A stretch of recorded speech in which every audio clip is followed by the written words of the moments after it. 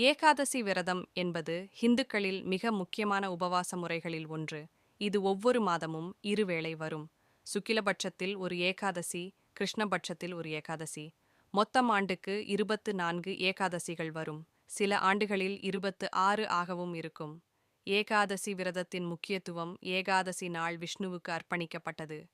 அந்த நாளில் உபவாசம் இருப்பதால் உடலில் உள்ள பாவங்கள் நீங்கி மனம் சுத்தமாகும் என்று நம்பப்படுகிறது. பகவான் விஷ்ணுவை வணங்குதல், வைகுண்ட வாசம் பெறுதல் எனும் பலன் கிடைக்கும் என்று பக்தர்கள் கருதுகின்றனர். விரத முறைகள்: 1. தினசரி சுத்தம். காலையில் நீராடி பகவான் விஷ்ணுவை நினைத்து விரதத்தை ஆரம்பிக்க வேண்டும். 2. அன்னம் தவிர்த்தல். பெரும்பாலும் தானியம், அரிசி போன்றவற்றை தவிர்த்து விரதம் இருப்பார்கள். பலர் முழுநாள் உண்ணாமலும் இருப்பார்கள். 3. பரிமித உணவு. சிலர் பழம், பால், பீன்ஸ் போன்றவற்றை மட்டுமே சாப்பிடுவார்கள். பாசிப்பருப்பை தவிர்க்க வேண்டும். 4.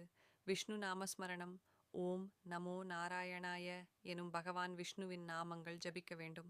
5. ஹரிநாம சங்கீர்த்தனம். விஷ்ணு சஹஸ்ரநாமம் பாராயணம் செய்வது நல்லது.